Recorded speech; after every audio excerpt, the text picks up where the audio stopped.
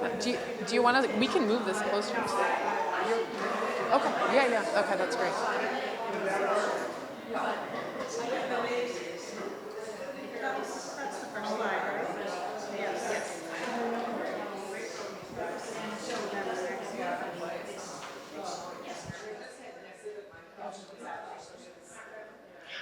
Welcome, everyone. Hello. I am so pleased to see all of you here this evening. Welcome, everyone. I know most of you, but for the purposes of the recording, my name is Amanda Lahikainen. I'm the executive director here of the Ogunquit Museum of American Art. I'm very, very pleased to see all of you here for one of our Tuesday talks. We're very excited to have Meg Webster with us in person for a number of reasons. And I just wanted to share kind of my personal interest in her work. If you'll notice, the vinyl for her exhibition is up there in the mezzanine, and it's entitled Site-Specific Work. And this is one of the things that gets me really excited about this institution, because we have a tremendous sense of place. We're very, very lucky in terms of museums, right, who are in our category. We're right on the water. We have tremendous landscape inside and outside. And so Meg's work is inside in the Leary Gallery. As you can see, it's in progress, so you'll get a sense for the process of her work, but it's also outside in the form of the pollinator garden along the stream. So I'm really excited about those key terms, site-specific and sense of place. So with that, I'd like to pass this microphone to Theresa Choi, who's here. Theresa is the curator of this exhibition, and she has been working at this museum for a number of years, and I'm just so pleased to have her talents at this museum. So please, a big round of applause for Theresa.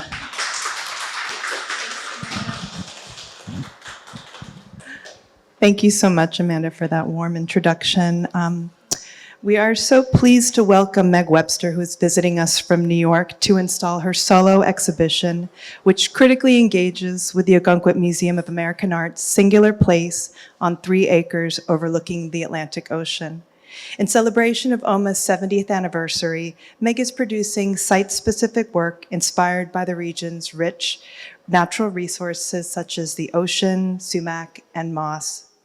With the exhibition set to open on Friday to the public, we are very much in a flux state currently, as you can see and hear. Nevertheless, Meg has graciously agreed to participate in today's Tuesday talk during this busy week and will provide an overview of her works and significant projects. I am happy to provide this brief introduction before she begins. Meg Webster has long been guided by an environmental impulse to celebrate and preserve the natural world. She produces both indoor sculptures made of salt, earth, sand, and other natural materials, and outdoor installations designed to enhance the community's appreciation for and understanding of the Earth's ecosystem. Born in San Francisco in 1944, she grew up in Manchester, New Hampshire, and Norfolk, Virginia. She received her MFA from Yale University in 1983 and had a one-person exhibition at Donald Judd's exhibition space on Spring Street in New York the same year. Subsequent one-person exhibitions have been held at the Mattress Factory in Pittsburgh in 1984, the Carnegie Museum of Art in Pittsburgh in 1991, the Brooklyn Museum in New York in 1992, PS1 Contemporary Art Center in New York in 1998, MoMA PS1 in 2013, the LMCC Art Center at Governor's Island in New York in 2021, and the Judd Foundation once again in New York in 2022. In 2016, she presented her large-scale earthwork, Concave Room for Bees, at Socrates Sculpture Park, commissioned for their exhibition Landmark. And in 2017, she participated in the two-person exhibition Natura Naturans at Villa Panza in Varese, Italy. In 2024, she will have a one-person exhibition at Dia Art Foundation in Beacon, New York.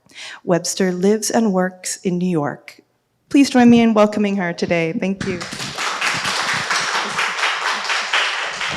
Hello, everyone. These slides are basically a presentation I make to students. It was an early PowerPoint presentation, and but it gives you a good sense of my history. And I'm going to go through things quickly, but let me know if you want to ask anything special. This is a really early work at in graduate school. This is a sand bed and haystacks. It's called Gaia Walk, a space for two people made out of earth.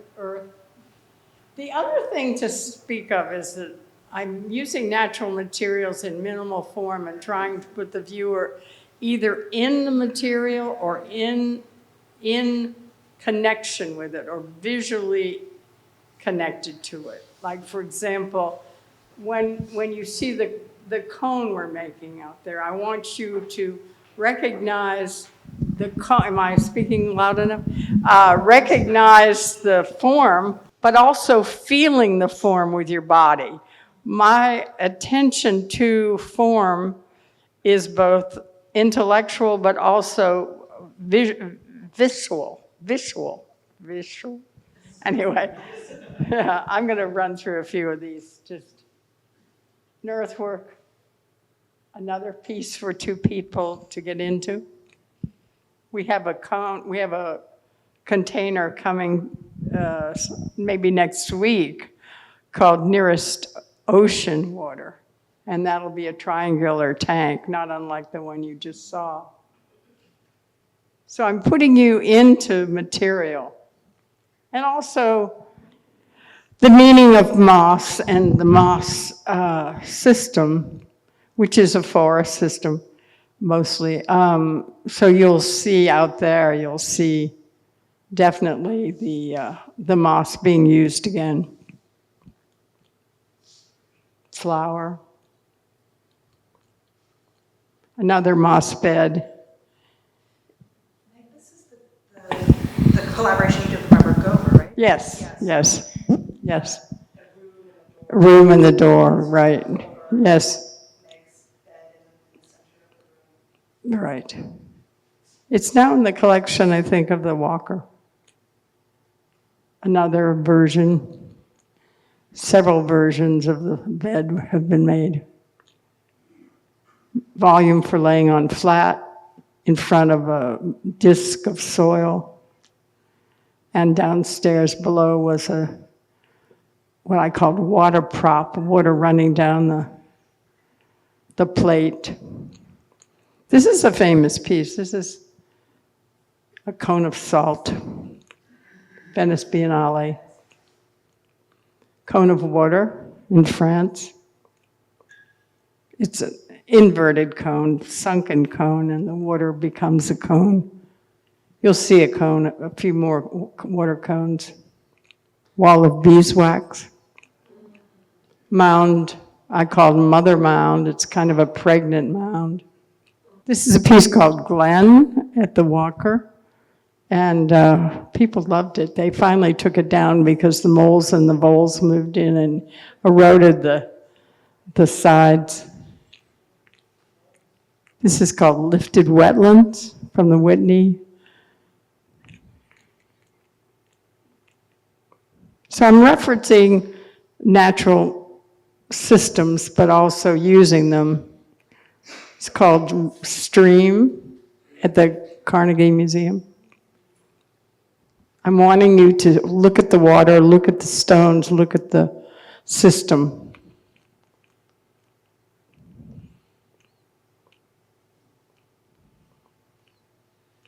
This is called Running. It's a piece at the Brooklyn Museum. I was pushing water up against a plinth. And then there was a resource room to study ecological systems. This is a natural garden in front of the Contemporary Art Museum in Houston. Could you talk about your relationship to scale in some of these works? Scale? In what way? Well, overwhelm the body, but only to a point. Yes, yes, I'm not building a mountain. Right, you could go a lot bigger, but Yes. choice you don't. Exactly. You got it. Yes. It's always about the intimate works rather than large-scale works. Exactly, yeah. And they're usually installed. So they're out of place there are natural systems, garden systems, but they're all small scale you walk into, and so forth. It's a garden in front of the Denver Art Museum. That's David, and Richard cared for it. This is a plan for a garden, a multi-site garden in Atlanta that never got built. Also, I use large stones a lot, or not a lot, but several times. This is called Blue Sky, where there's stones and then there's a projection of a waterfall. From Maine, Skowhegan, from Houston Brook Falls, and largest blown spheres. So it's about sort of tactile materials of lamb being born on a TV stripped of its back. Another conical earth piece in Martha's Vineyard, connected to stones, big stones around it. The stones mean a lot to me. I really like the natural stones. There's a stone, you'll see the final slide, there's a stone piece in New York along the river. This is called Pool at the, my brain's not working.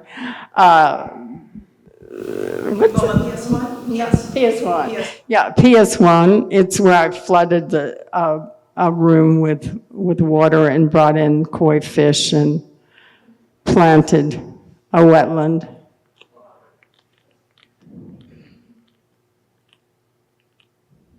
There's koi.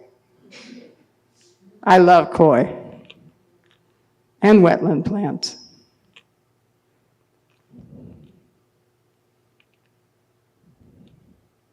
This was built twice, actually. Here's the stones going in. Another cone of water above another pond.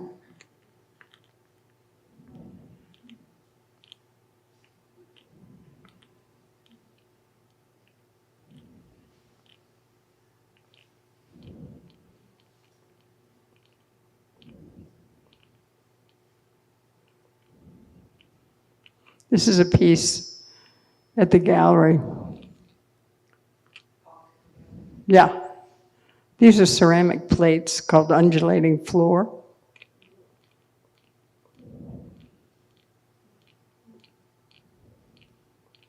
This is a garden designed for a community garden in Brooklyn. It never got built.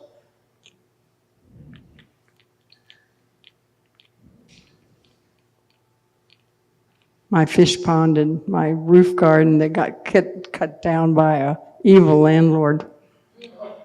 Oh no, it's horrible. Yeah, I know you laugh, it's true. It's horrible. That's the garden before she cut it down.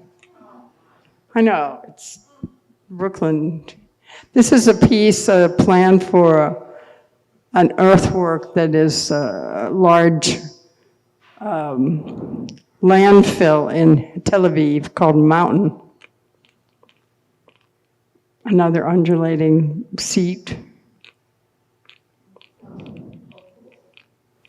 Meg, I have a question. When you make those undulating forms, how do you do that? What is your process? Are those sort of cast? You shape them with either earth. You shape them with either earth or sand, and then form cement or in the ceramic. And they just harden in that position?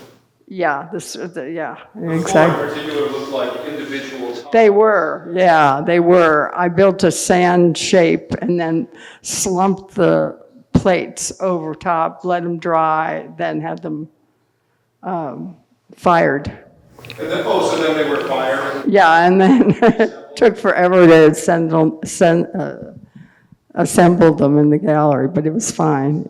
And now it's in Dallas. It's happily set in Dallas. It's good.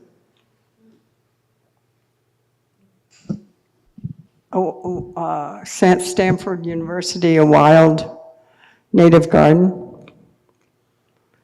Speaking of packed earth, you're about to see some.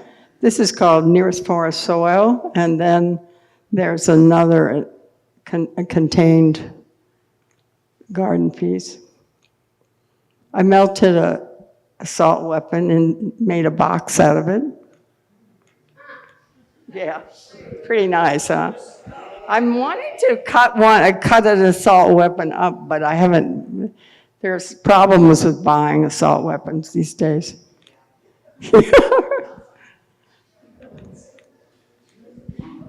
Another contained piece called contains asphalt.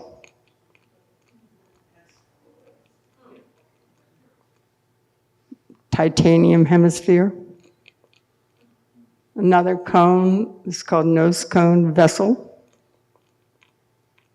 You're seeing a show that Paula mounted. You'll see actually a drawing of sumac.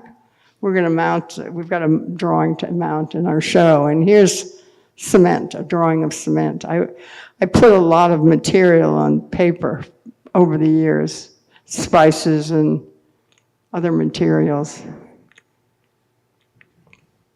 There was a bear images from the internet being shown.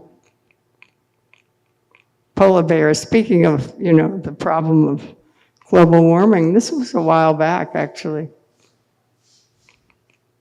Now, here's a similar piece to what you're seeing out there, which is called Volume for Laying on Flat. It's the first one, I think. Contained pond water and water from a dead lake. I went up to the Adirondacks and got dead water. Another shaped piece called Holding Form in bronze, patinaed. An idea I had for it never got built. Spheres. Butter on a wall. I did butter and molasses, and there was rust, there was blood, there was all kind of materials in this show. I know, it's wild. People liked the butter wall. It was weird. It finally, it didn't all fall off, but it definitely started to fall. Okay, this is the last slide. This is an excerpt from some stones that are along the water in New York, 26th Street, something like that. Hudson River Park. Does anybody have any questions? Meg, could you talk about what draws you to the materials that you work with, from butter to blood to sand? Right. Well, I think I don't know. I mean, because it's natural materials, but I'm fascinated by, making things out of natural materials that you would physically associate with. I don't know if that's a good enough explanation.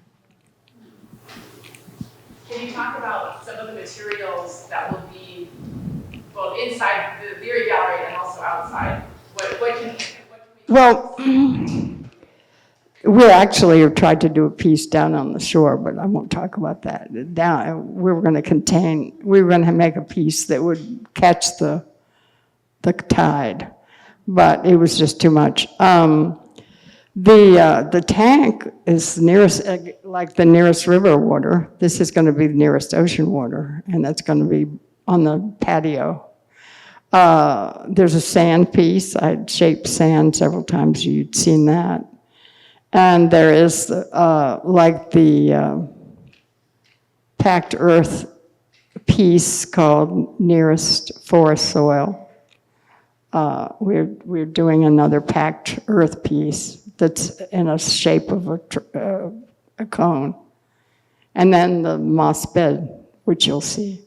So they're all sort of the same type of materials as I've been using, but slightly different. And also a drawing of sumac. There's a lot of sumac out in the yard. And it's a wonderful spice. It's a great plant, So, yes. I noticed a lot of geometric shapes, That's true. rectangles. That's right. Yeah, that's what I do. I make those things, those shapes. And usually, if there's a group of them, that they sort of go from one to the next. So you're sort of going from a triangle to a square to a sphere or to whatever. Yeah. Yes. How do you feel about the longevity of these? Good question. Very temporal, some of them, yeah. Well, some of them might last a very long time, like some of them, Yeah. but others might not last the length of the exhibition. I'm just curious how you feel. It's true. I've thought a lot about that. In fact, some of the reasons that I do it, that they're temporary. I mean, an installation into a gallery is a temporary thing, unless you've made something in bronze and you cart it in. So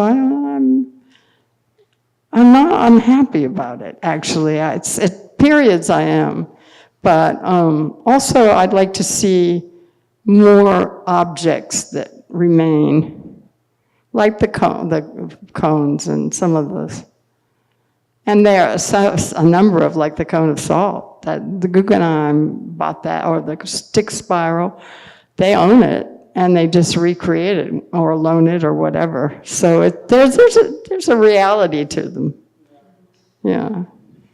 Yes, we have careful directions. Yeah. Yeah. And gardens are important too, although these are early slides, so I'm not showing you the concave room for bees, and we're about to build that's actually not in the slides. There's a glass spiral going into Milwaukee that is all planted with bee plants. And then out here, the gardeners, I've encouraged the gardeners to plant this stream with pollinator plants. But the garden here is beautiful. It's like extraordinary. And she does so well with staging the plants. They're so beautiful. And I was telling the gardener fellow, they're so beautiful because they're spaced out and you can see each plant and it's all sort of a composition. It's really wonderful. And it's hard not to see the sea. Yeah. Yes. What happened to the container you made out of the salt rifle? Did you sell The container, which one? it? Came out of the assault rifle.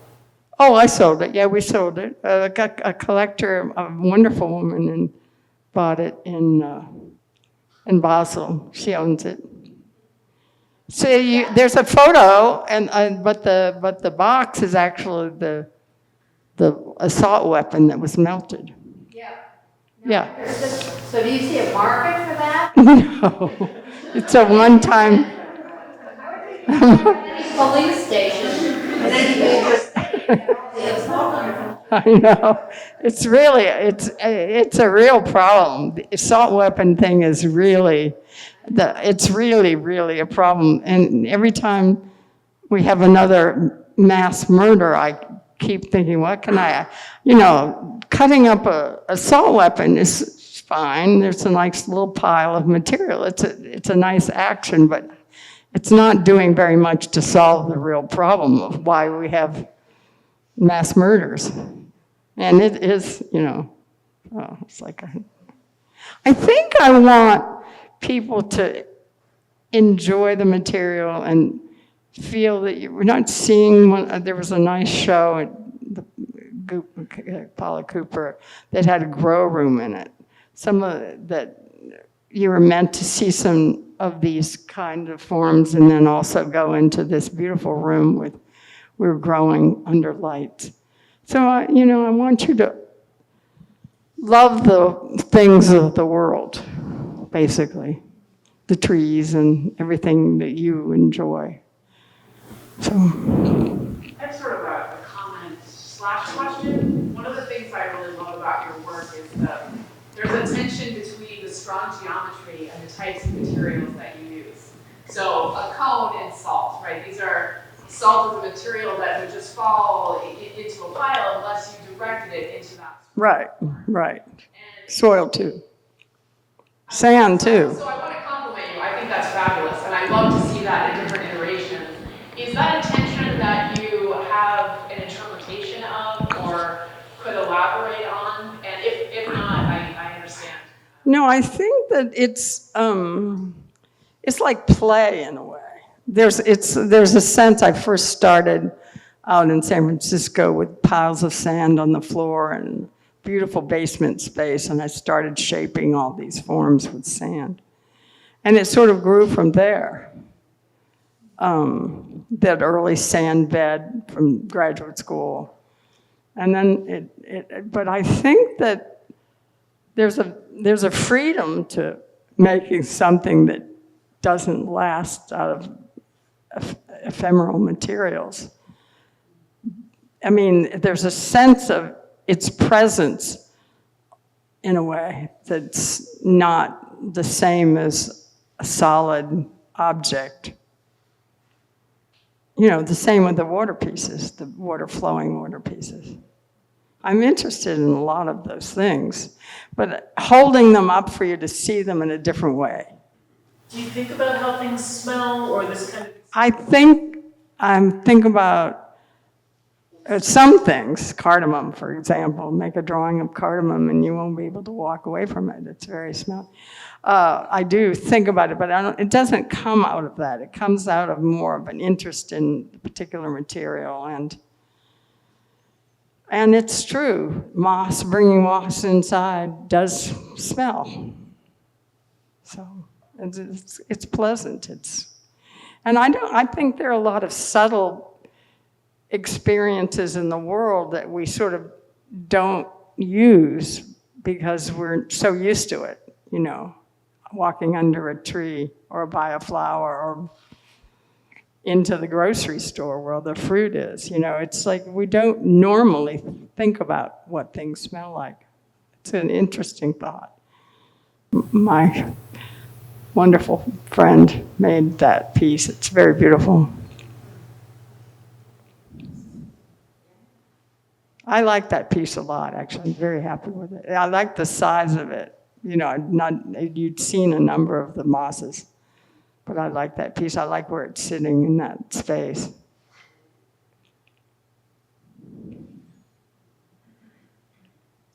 Thank you for coming.